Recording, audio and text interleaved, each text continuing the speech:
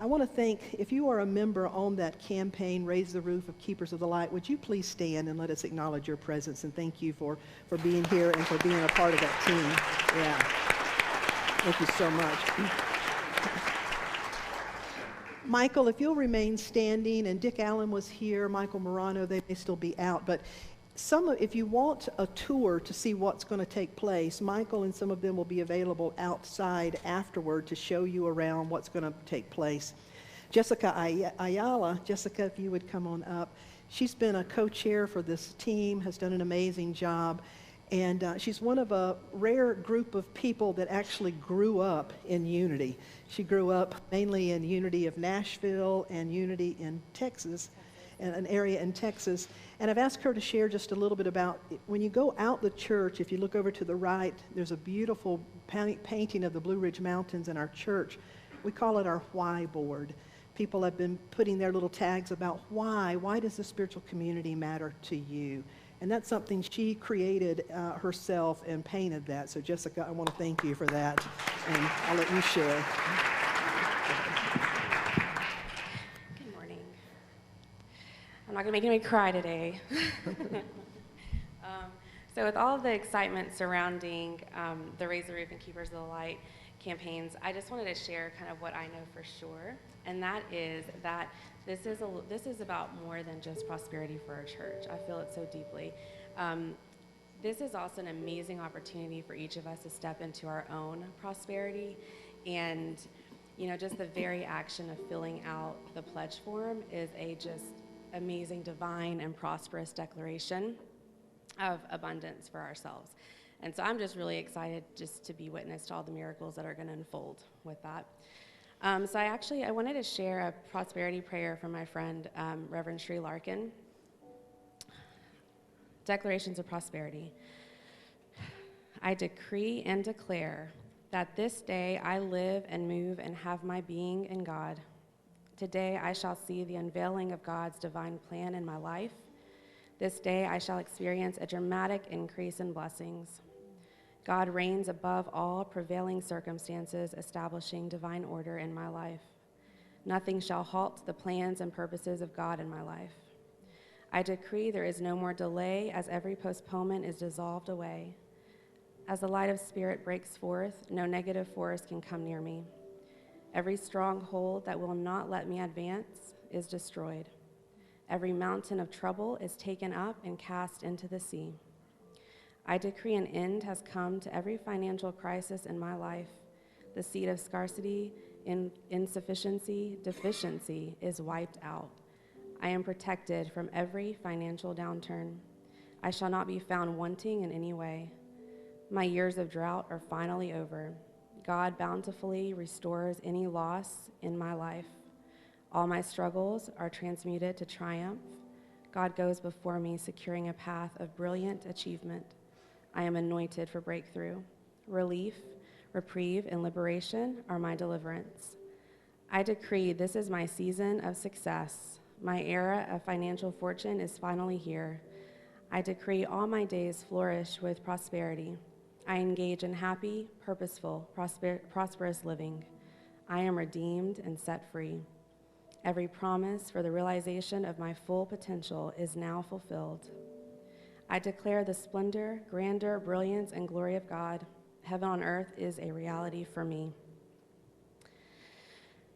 And with that, it is your energy, it is your love, it is your heart, it is your vibrations, all that unity lingo that makes this space so sacred. And I'm just so thankful for each and every one of you. And so as Rev Darlene said, the painting, or our Y board vision painting is right out these doors. And I just hope that each of you will go and grab a tag and write what your vision for Unity of the Blue Ridge is, and then just place it on there so we can all hold that space for each and every one. Thank you. Thank you. Introduce yourself. Hi, family. I'm Angela Lee Tucker, and I've been invited to share what this place means to me. I discovered Unity back when Reverend Chad O'Shea led services at the house before this center opened its doors. By a show of hands, who else attended services there? Chad officiated my first wedding in 2008. And later, the wedding florist, Jerry Conley, is she here yet? Jerry? Began thinking about that bride from New York City. Almost 1 year later, Chad announced I had been in a terrible car accident and asked the congregation to hold me and my family in prayer. I awoke from a coma 6 weeks later with a traumatic brain injury. And my husband, Rich, was killed in the car crash. We would have celebrated our first wedding anniversary while I was in the coma. My rehabilitation journey was long, and I lived with my father in Hendersonville. Jerry would kindly pick up her neighbor and give me a ride to what was then known as Unity Mills River. At that time, when my body, mind, and spirit were most broken, she helped me stay connected to a spiritual community steeped in prayer. I had to relearn everything from the cradle on, how to walk, talk, read, and write. This experience had a profound impact on me, and so I wrote about this in the Daily Word. September 2014, I wrote an article titled, "Prayer Saved My Life." I have no doubt that my prayer practice has been the most powerful aspect of my recovery. It has created a rock foundation in my life. Miracles continue to unfold on a daily basis. I know the best is yet to come. 1 month after this was printed, I met my now husband, Augustus Renzi. When I got strong enough, I returned to live in New York City to find him, but it wasn't long until these mountains called me home. Augustus and I moved to Asheville in 2017 during March, which is Brain Injury Awareness Month. I invite you to Conscious Brews this afternoon from 1 to 5 p.m. at the Highland Brewing Company, which is 15 miles away from here. Enjoy great music, silent auction, and $1 from each pint goes to the Brain Injury Association of North Carolina. Flyers are in the lobby. So I'm all in, and I will give back in whatever ways I can to contribute to this incredible family that has fed me spiritually for many years. I am honored to witness this transformation and become an integral part of its growth. Together, let's assure that Unity of Blue Ridge blesses many lives for many years to come. Let's all get in.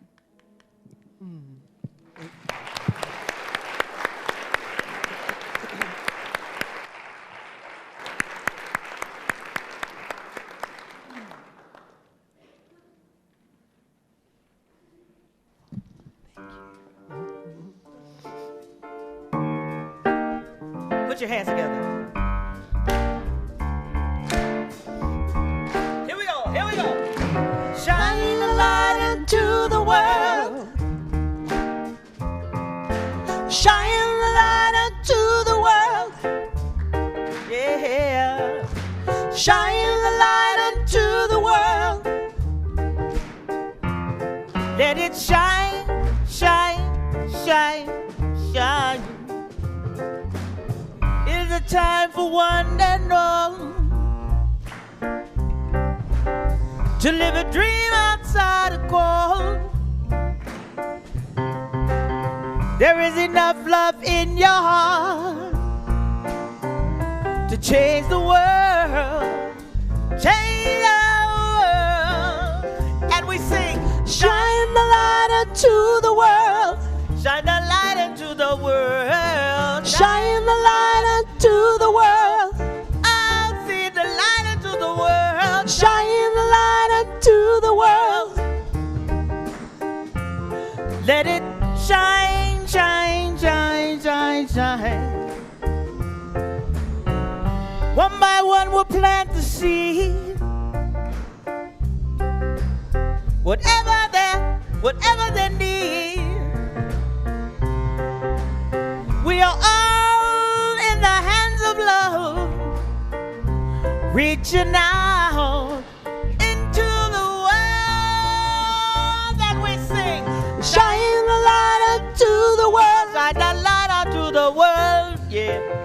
Shine the light unto the world. Oh, let me shine a light unto the world.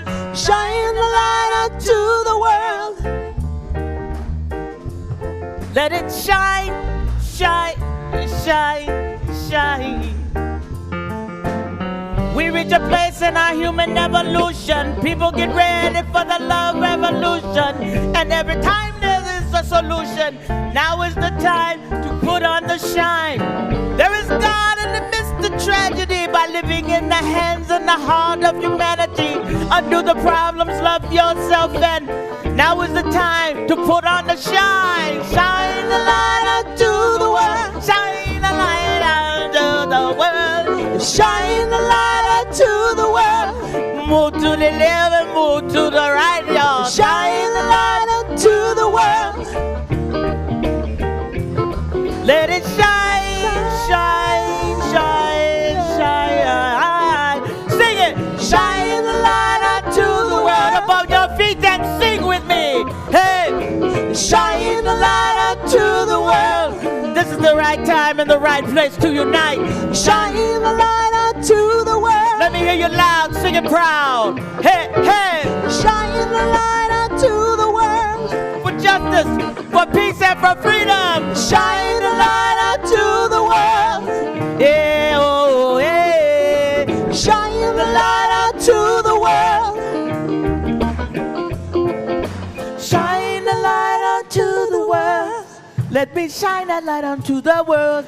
Shine the light unto the world. For every man, woman, child, and girls, and I say, ah. Shine the light unto the world. Let me love you from my heart above it. Shine the light unto the world. We fight the fight, brothers and sisters, we shine. Shine the light unto the world. Shine the light unto the world. Shine the light unto the world. Shine the light, shine the light, shine the light.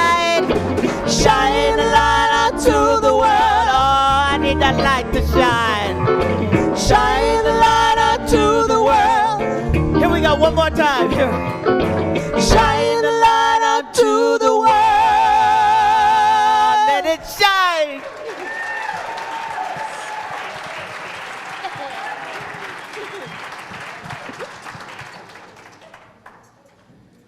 Well, I think you were channeling Bob Marley there, so we are so blessed with our singers and our band. Would you show them your love and appreciation? Yeah. Shine the light into the world. We are in the midst of a series, a 7-week series. This is the 4th week. It's based on the book The Four Sacred Seeker. It's by Preetha Ji and Krishna Ji. And it is essentially, it's telling you how to shine your light, really.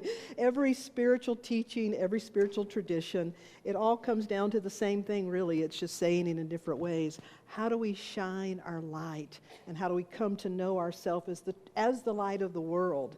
And how to honor one another in that.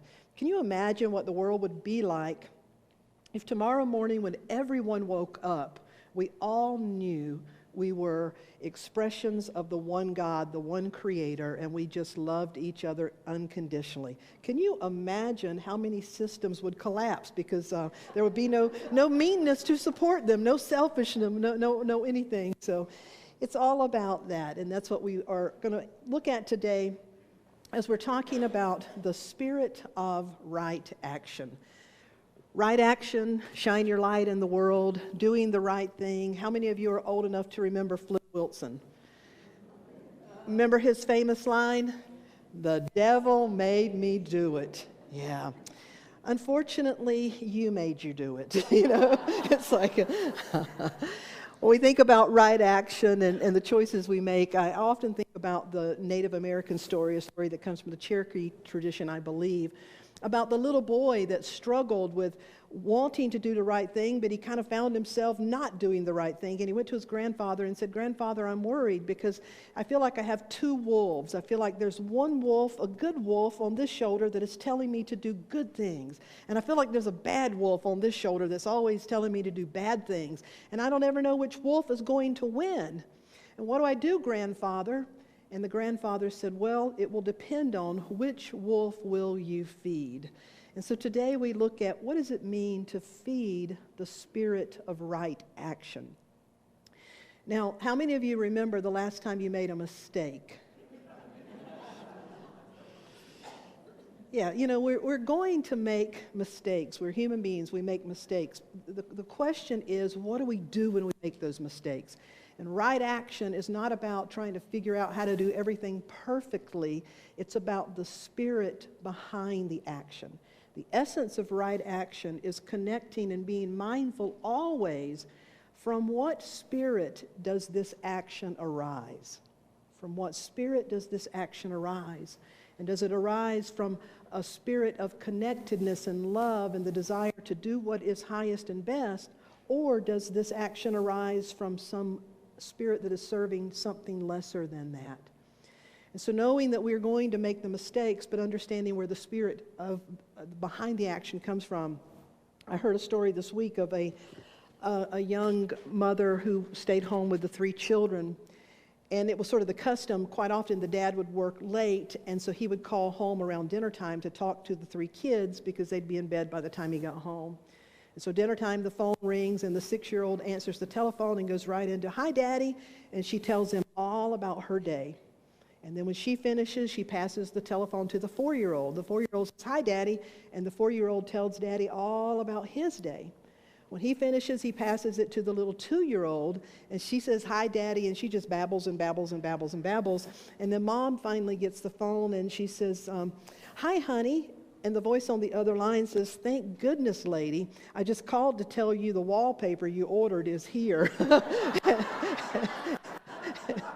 And they were doing something out of habit, out of routine, and yet it was well intended. You know, it was well intended. It wasn't mean spirited. And so we want to look at what is the spirit behind our action, and how do we cultivate an awareness for being mindful in the moment that what we're doing is right action. Because we all have the desire to be free, to express ourselves, to exercise our will, to make choices. And yet, as we know, we can make choices. Every choice that we make has an implication. The implication is either helpful or hurtful. It's either good or evil, we could say, that it is we who have the power to make those choices. And so when we look at the spirit of right action, I think it's good sometimes to begin by talking about, you know, where are the other places? What inspires action? Well, one thing that inspires action is habit, just like I just talked about with the children. We call that rote, R-O-T-E, rote action, that you don't even think about it. Here's an example. How many of you have been conditioned, if you see a person on the street or somewhere with a sign wanting money, you don't have to raise your hand, but how many of you have been conditioned to just look straight ahead or act really busy in the moment? You know, a lot of times, that's just one example, but there's many examples in our life, just like the kids answering the phone, where it's as if we've turned our brain off and we just go through the procedures. It's sort of like the young woman who had her family over for dinner, and she had a big roast and she cut off both ends, and her mom said, "What are you doing?" And she said, "Well, Mom, you always did that. You always cut the ends off the roast before you cooked it." And she said, "Yeah, but I didn't have a pan big enough to put the roast in. You do." that sometimes we don't even know why we're doing that. And so bringing mindfulness to our actions, where is it just habitual action? The other thing is, where is it ill-intended? Or as my Southern mother would say, she'd say, "Now you know that was mean. That was just mean." That sometimes things are just mean-spirited, and we know that. We see that.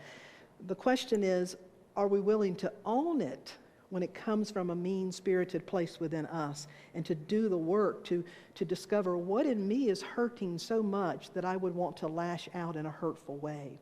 So sometimes it's habitual rote action, sometimes it's hurtful action, sometimes it's self-serving.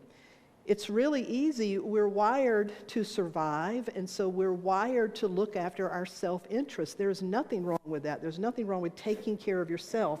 However, it does become a problem when we don't care for other people the same way that we care for ourselves. And that's a big part of what I believe our world is experiencing right now, is it's making that shift from me to we. And that's the real wisdom in spiritual right action, because spiritual right action flows from a place of connection. We're going to talk about that in a moment, of how to get to that place of connection that inspires that type of living and action. The other kind of action is inaction. You know, inaction is still the choice to not do anything, to not respond, to be inactive in that particular case. So to be mindful of, are there times that we take the path of least resistance? Are there times when we're inactive and yet we really need some right action on our part?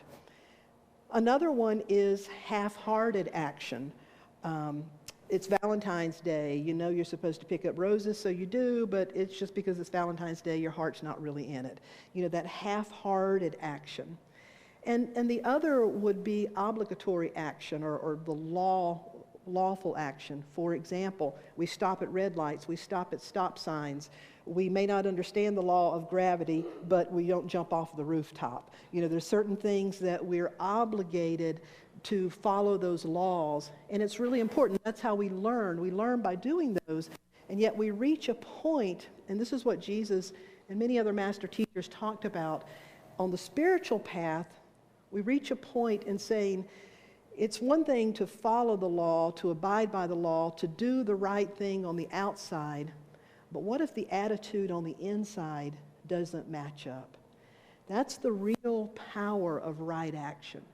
Because right action, in order for you to be in integrity, where all parts of your actions, all part of your beingness is in support of your wholeness, that's what it means to be in integrity. All aspects of what you're doing support your wholeness and flow from your wholeness. And so when we are doing something inside, we're doing it from a spirit of giving goodness, of being helpful, of doing the very best I can in this scenario and in this situation. Jesus taught about that a lot, and there's a really good example that comes from the Gospel of Matthew. In the time of the Hebrews, the Jewish culture, the rabbis quite often would wear robes. They always wore robes. And on the bottom of the robes were tassels. And on the bottom of the rabbis' robes were 600 and something tassels. And quite often there would be a little bead on the very bottom. The reason they had all of those tassels on the bottom of the robe is because every single tassel represented one law, one precept, because they were meant to be a walking embodiment of the law. And those tassels were to remind them of what is right and what is wrong, what you're supposed to do and what you're not supposed to do. 600 and something religious laws. That was a lot of laws. And so when people ask Jesus, you know, what is the highest and best law? I mean, of all these laws, what's most important? And he said, I can sum it up real easily. It's to love the Lord your God, to love with all your heart, love all your mind, all your strength, all your soul, and to love your neighbor as yourself. It was love. He was trying to teach that love was the highest law. Of those laws and rules, one of them for the Hebrew children, the Jewish community, you were not supposed to do anything on the Sabbath. Remember the 10 Commandments? Remember the Sabbath day and keep it holy. And for them, that meant abstaining from almost anything. Well, Jesus and his disciples were going around and they were healing people. They were holding their services, so they were not abstaining. They were doing good works on the Sabbath day. But people were accusing him and saying, you're breaking the law. The law says you can't do that. And the way that he responded, this comes from Matthew chapter 12. Then Jesus turned to them and said, if one of you has a child that falls into the well on the Sabbath day, will you not immediately pull him out? Or if one of you has an ox who falls in the ditch on the Sabbath day, will you not pull him out? What he was trying to do, he wasn't being rebellious. He wasn't encouraging people to be radical breakers of the law. He was encouraging people to go beyond the letter of the law to discover the spirit of the law. He was encouraging people to understand where their real power was, that the power was not in keeping 600 and something man-made laws. The power was in understanding, why are you doing the things that you do? What is the spirit behind what you do? And if your goal is to help someone, if your goal is to love someone, if there's a need that arises on that day, is it not more important to tend to the need than to turn away because it's a so-called holy day? Where does holiness really reside if not within our actions and within our spirit? So at its depth, it was a very, very powerful teaching. When we think about the spirit of the law, I had a conversation this week, the spirit of the law and the letter of the law, and the spirit of right action, doing the right thing. I was talking this week to a woman that was married to a PK. How many of you know what a PK is? A preacher's kid, right.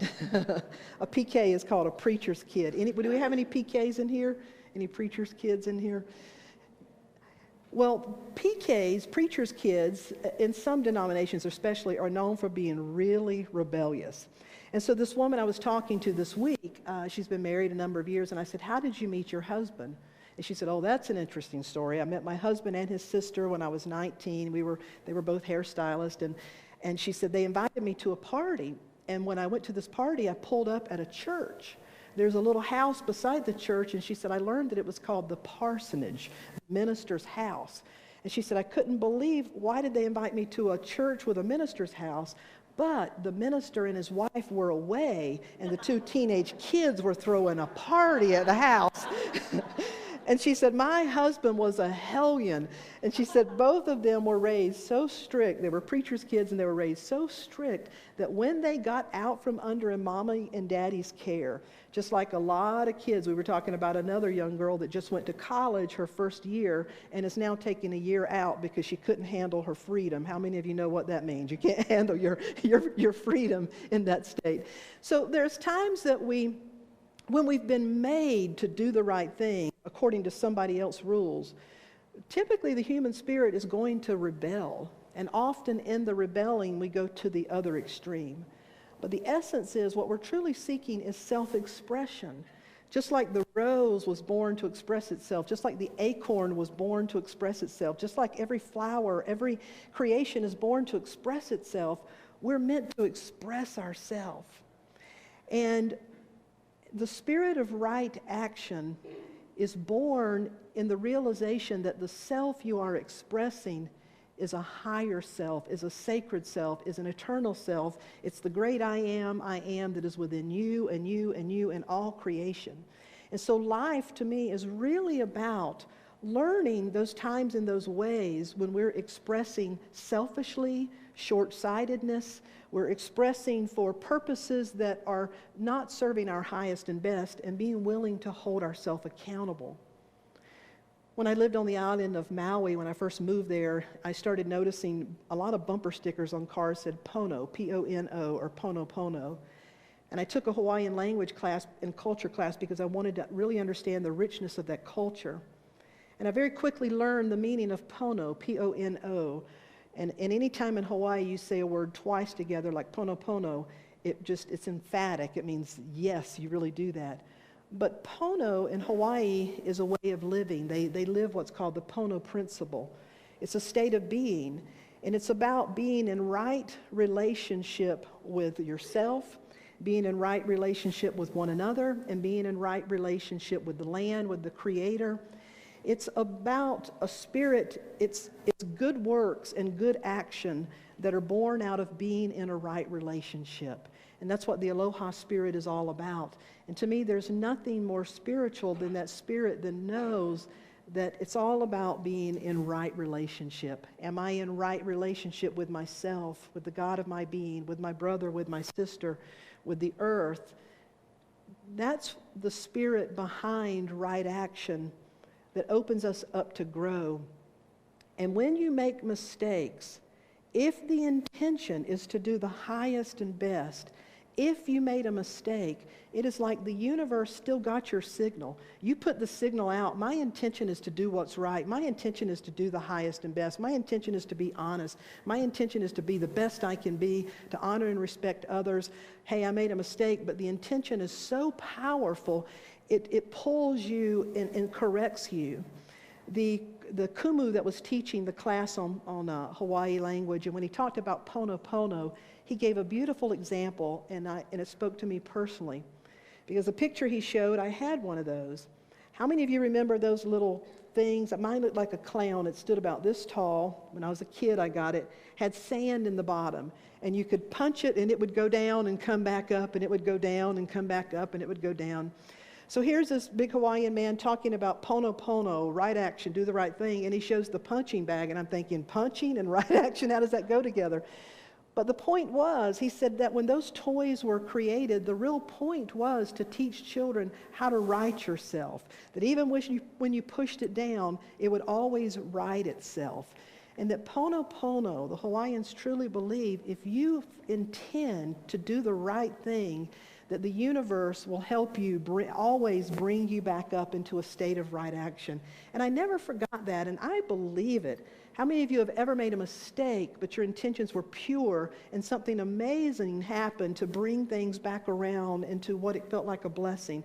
It truly does. It's powerful the way that it works.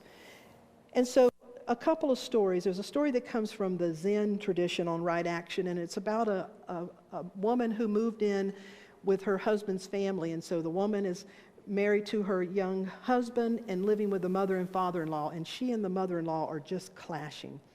And this young woman was not very nice, but she and the mother-in-law could just not get along. And so as the story goes, young woman went to the village doctor and said, if I wanted to help someone die, what kind of medicine would I give them? And the villager said, could you say that again? She said, if I wanted to help someone die, what would I give them? And so the medicine man gave her a bottle of pills. And so as she's walking back home, plotting in her mind how she's going to help her mother-in-law along, she thinks, well, they're going to suspect me because we fight all the time, so I better be nice at first. So she hides the pills for a while, and for about a week, she's just really nice to her mother-in-law. And so after the first week, she starts giving her little teeny pieces, but she continues to be nice. She's making time, they're having coffee together, they're connecting. And about 3 weeks into this, she's giving her little bits, and one day, she and her mother-in-law just have this time of laughter and really connected. And she got up and she thought, oh my God. And so she took that bottle and she ran back to the medicine man and said, what would I give someone if I wanted to undo anything that these pills may have done? And the doctor said, I just gave you ordinary vitamins. The only poison you ever had was in your own attitude. And that's a powerful story that, them not getting along really was because it was as much her responsibility as the other person's. And when they made a connection, there was something about making a connection that moved her to want to do the right thing. The spirit of right action is born out of connection. It's about making time to connect with our own soul, with the God of our being. It's about making time to connect with another, someone we don't understand. You don't have to like them. It's about honoring that they are still they're always a sacred being of light. And recognizing that together. Terry, if you want to get ready, I want to share one other quick story. There's a true story that comes from Pierre Pardavant from The Gentle Art of Blessing. Richard, if you would come up as well. There was a doctor was with the American soldiers during World War II, helping liberate victims that had been in concentration camps, or that were in concentration camps. They were living in subhuman conditions, barely enough food to survive. And when this doctor came to this particular camp, he quickly became friends with a Polish man, a Polish prisoner in the camp, and they called the Polish man Wild Bill Cody because no one could really pronounce his name. And the doctor assumed that Wild Bill had just arrived at this particular concentration camp because he radiated health, he radiated vitality. Wild Bill, like the others prisoners there, worked 16 hours a day, subhuman conditions, very little food. And yet Wild Bill was remarkably different. He was very compassionate and helped other people, but he just had a glow about him and a vitality that was quite unusual. He came to find out that he had been there 6 years in those conditions and still had that level of glow and vitality. And so the doctor asked Wild Bill, what caused him to be here? And he told a horrible, heart-wrenching story, how the Nazis came into his home, and in front of him, they tied him up, and they discovered he could speak several languages, so they refused to kill him, but they killed his wife and his 4 children right in front of him. And Wild Bill said, in that moment, he said, I wanted to die. I begged them to take my life, to take me. But he said, in that moment, it's like my life flashed before my eyes, and he said, I had been an attorney, and I had seen so many people. I had seen what hatred could do. And he said, I was witnessing hatred take the life of the most important people in this world from me. And he said, in that very moment, he said, I decided right then I would not give myself to hate. He said, I decided I'll spend the rest of my life, whether it's for a few hours, a few days, or for many years, I will be a force for good. That I always have something to give, that you can't take away my ability to give goodness. And I thought that was such a powerful story, but it radiated. It was a healing, literally, vitality through this man of understanding that we always have something to give. I've asked Terry to share another true story with you that I think makes this point beautifully on the spirit of right action and what we have to give. Terry.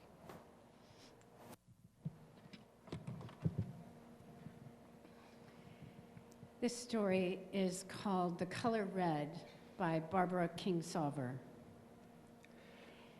Red is my color, I used to say, and never will again, because of a spirited, beautiful girl from Nepal named Manuka Pudel. In her village, red was everywhere. In flowering hedges, women's saris, and in the tika powder that dusts their hair and dots their foreheads as a symbol of marriage. In this nation racked by a decade of armed insurrection, one international development agency, Heifer International, had managed to continue its work, improving the lives of more than 20,000 families. Manuka Pudel was a member of one of those families. She married at 16 and moved in with her husband's family. She said, I imagined that my husband and I would be the 2 wheels of a cart. But 5 years later, pregnant with our 3rd child, my husband died. My mother-in-law made me wash the tika from my hair and told me that as a widow, I could never wear red again. No bright colors. Widows where Manuka lives don't remarry. A husband's death is the next thing to it for his wife. Her community sees her as bad luck. Drab clothing broadcasts her shame, also her vulnerability and the risk of sexual assault. The people of Manuka's village are seasonal agricultural workers, joined by the common ground of poverty. And still, somehow they found a way to divide themselves into haves and have-nots. Married women ostracized widows. High caste families spurned those of lower caste. An elderly widow named Dahana Bishau Karma, an untouchable, paid in shops by tossing rupees so that she would never touch the owner's hands. Heifer International's mission is training communities to become self-reliant through raising livestock or other means. They know that material support alone, simply having more, is not the answer. Heifer helps address mental poverty by having women come together in meetings to work on goals. In Manuka's village, the women decided to raise meat goats. The first women to receive the animals pledged to pass some of their goats' offspring to other members until every villager had a source of income. Untouchable Dahana would have the opportunity to earn the first income in her life, and she would pass that favor on to another. The whole village turned out for the ceremony of the gifting of the goats.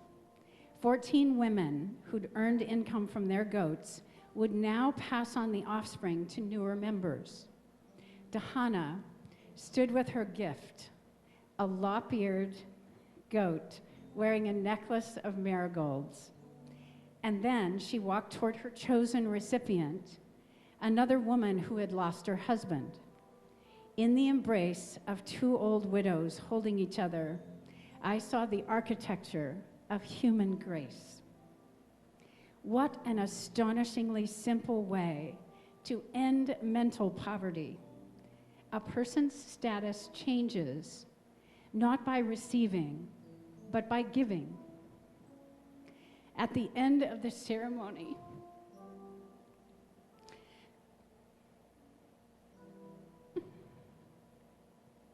Manuka stood as the other mothers came forward with a plate piled with red tika powder, the adornment forbidden to widows. By the handful, they scooped up the color red, giving a bright future back to this daughter. They rubbed red onto the crown of her head, covering her hair and her face in a cloud of vermilion.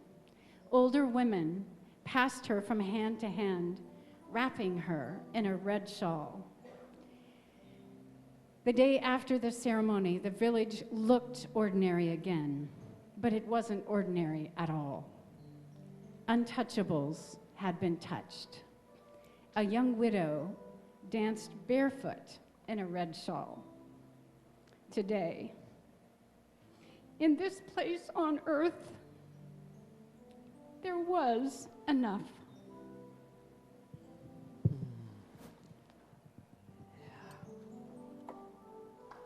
Thank you, Terry.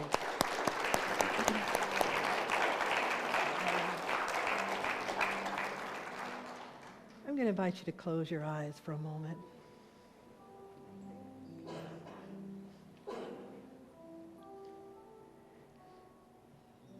Just as this story, true story, cultures, traditions, old ways of being, caste systems, the ways that we create untouchables, the ways that we create us versus them, the ways that we justify withholding love.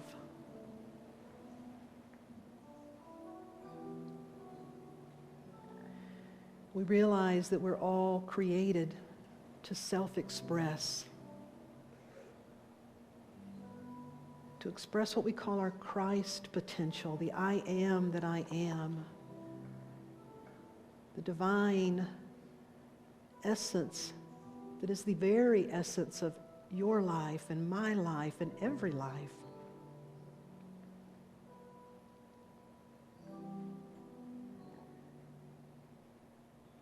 We see in our world where we have created us and them, where we have created a lens that sometimes causes us to act in ways that are unloving. Even in our own lives, at times we have an inner conflict, a dilemma, what to do. Let us resolve to do the next right thing. That it's impossible to take on 24 hours or a whole year or a whole lifetime. But it's always possible to do the next right thing.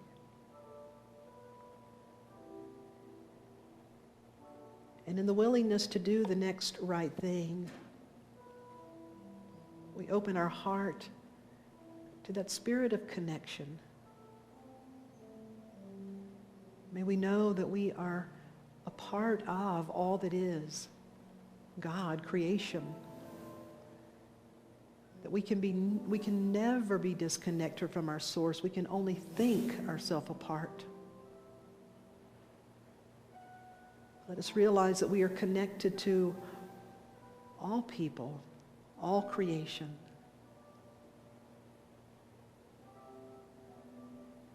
And as we begin to honor that sense of connection,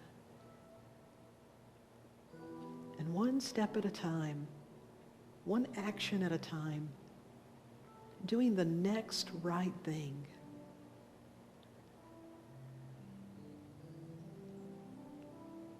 Villages can change, relationships can change, systems can change.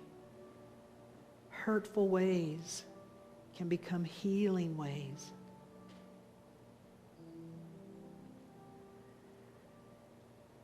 So where in your life are you being called to do the next right thing?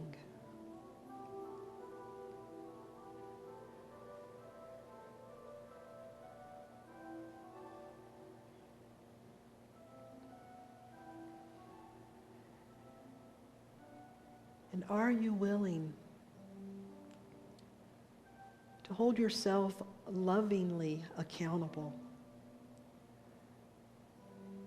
To always asking, from what spirit does this action arise? From what spirit does this action arise?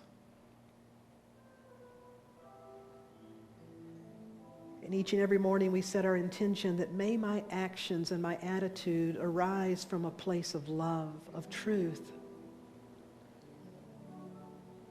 of letting my light shine.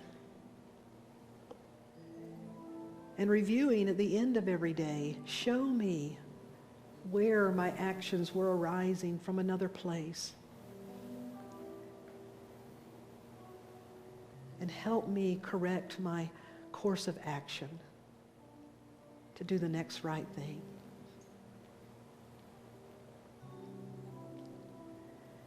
And it is through that commitment that each and every day we are born again and anew.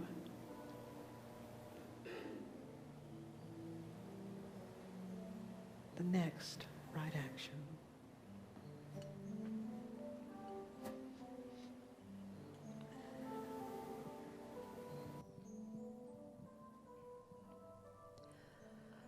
I'm a new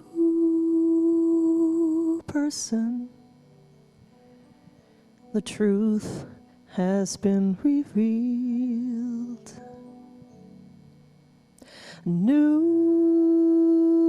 person. This history's been healed. More room for light and love in me.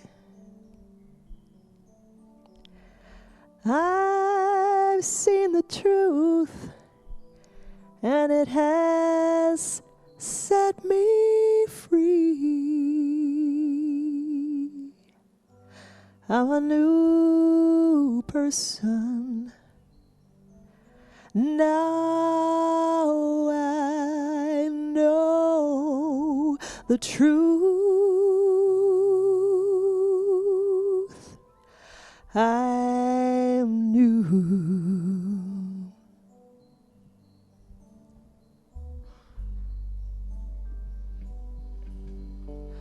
I'm a new person. The truth has been revealed. New person. This history's been healed.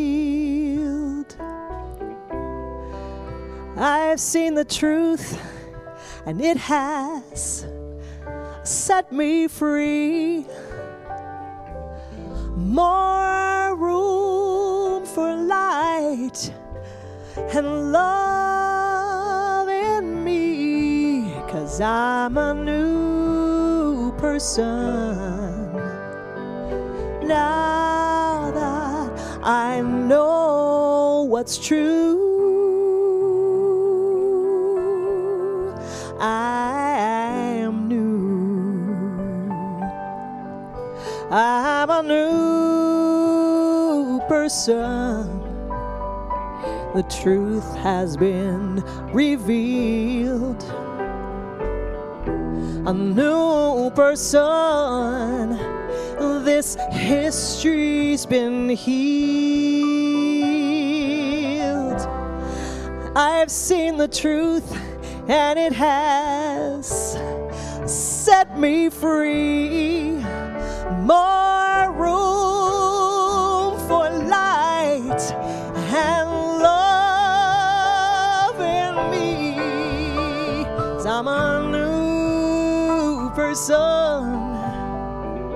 Now I know the truth.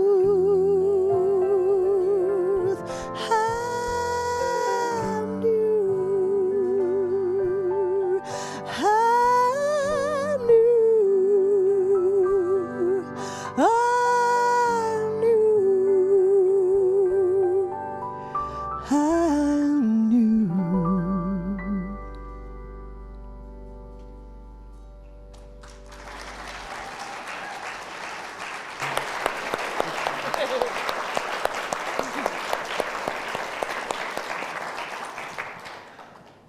Only God could have given you red hair this week for that reading. So I planned it. the cosmic connection. Thank you. Thank you so much. So are you ready for your next right action? One step at a time, yeah. I want to invite our ushers to come forward and Kat to come back up as they prepare for that next song. This is a time in the service where we have the opportunity to share our gifts. We take a moment to think about our spiritual community and the gifts that flow through here, our people, our program, this property, and we are truly committed to be in a place of healing any case of mistaken identity that always starts within first. And so we hold our gifts of tithe and offering as we bless and acknowledge the gifts that flow through our lives and that flow through this community. Would you join me?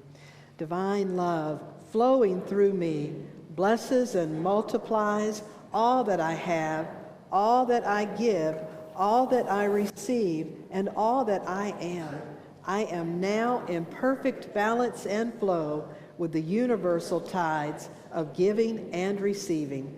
Thank you, God, and so it is.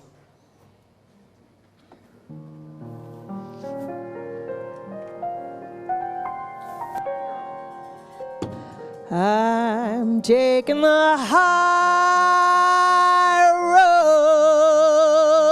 road to Spirit,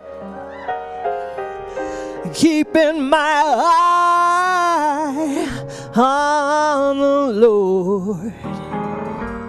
I may not know just where I'm going, but I know I'll be restored. Oh yeah. I'm taking the high road to Spirit. I'm keeping my eye on the Lord. I said I may not know, I may not know, I may not know just where I'm going, but I know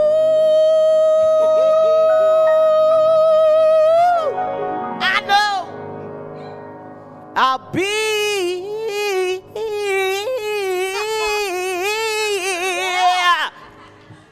restored.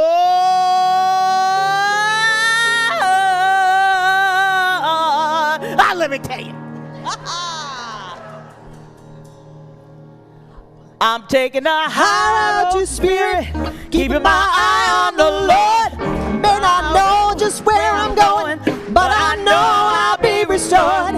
If it ever grows dark, I have faith and I won't hear it, 'cause I'm walking on to the light on the high road of spirit. I'm taking a high road to spirit, keeping my eye on the Lord. I may not know just where I'm going, but I know I'll be restored. If it ever grows dark, I have faith and I won't fear it, 'cause I'm walking on to the light with the high road to spirit.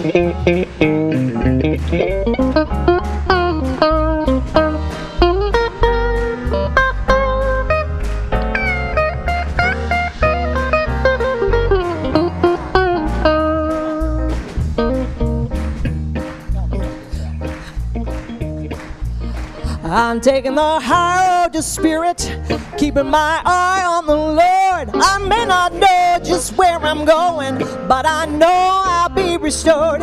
If it ever grows dark, I have faith and I won't fear it, 'cause I'm walking on to the light on the high road to spirit. One more time, y'all.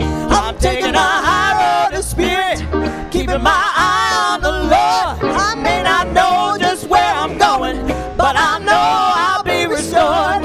If it ever grows dark, if the feet won't fear on it, 'cause I'm walking on to the light on the high road of spirit. 'Cause I'm walking on to the light with the high road of spirit. 'Cause I'm walking on to the light on the high road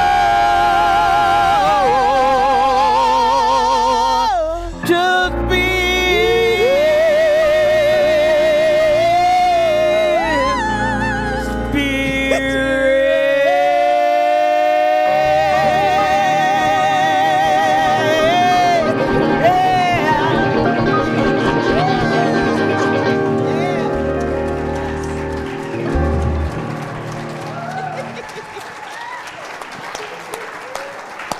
That was awesome. We have become metacostal, metaphysical Pentecostals. It's official. Take this opportunity to look around and express your gratitude to those who shared in this experience. Tom, one of our prayer chaplains, is going to bless our offering, and our prayer chaplains are always available if you go out and into the to the back room. There's an opportunity to pray in confidence with a prayer chaplain. You can pray individually, as a couple, as a family. Any prayer requests you submit, we hold in prayer and send them to Silent Unity. So thank you, Tom. In gratitude, we bless the resources that flow through our lives and through our Unity Center. The gift of prayer and our sacred connection, our capacity to serve and make a difference with our lives.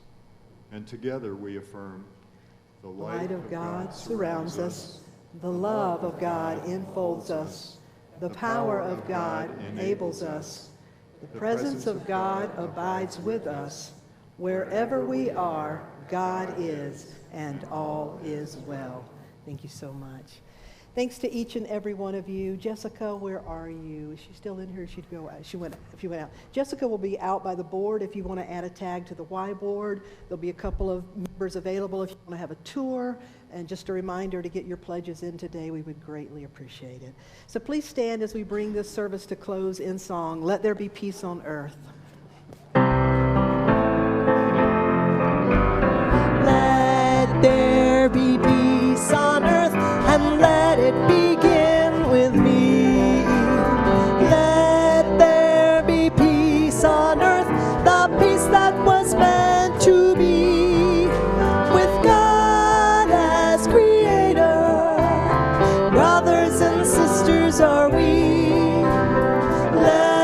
walk with each other in perfect harmony. Let peace begin with me. Let this be the moment now. With every breath I take, let this be my joyous vow. To take each moment and live each moment in peace eternally. Let there be peace on earth and let it begin with me.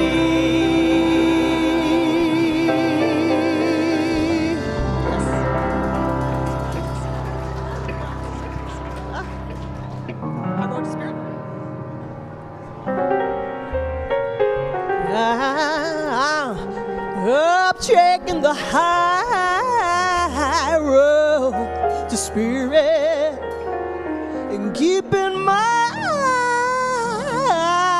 eye on the Lord. I may not know just where I'm going,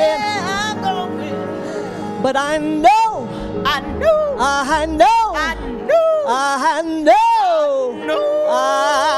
I'll be restored.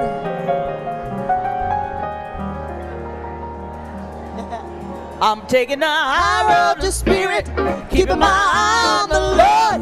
I may not know just where I'm going, but I know I'll be restored. If I ever grow dark, I have faith that I won't fear it, 'cause I'm walking on to the light on the high road to spirit.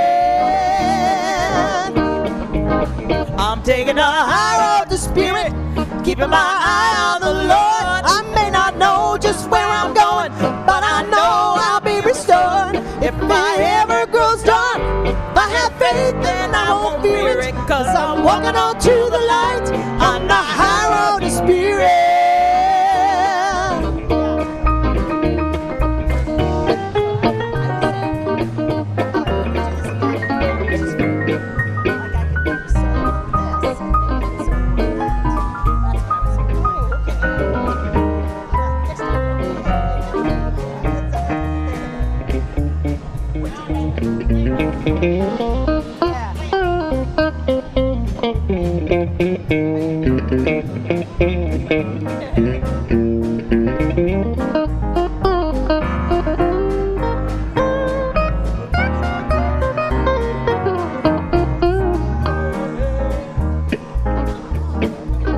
I'm taking the high road to spirit, keeping my eye on the Lord. I may not know just where I'm going, but I know I'll be restored. If it ever grows dark, I have faith and I won't fear it, 'cause I'm walking on to the light on the high road to spirit. I'm taking a high road to spirit, keeping my eye on the Lord. Well, I may not know where I'm going, but I know I'll be restored. If it ever grows dark, I have faith and I won't fear it, 'cause I'm walking on to the light on the high road to spirit.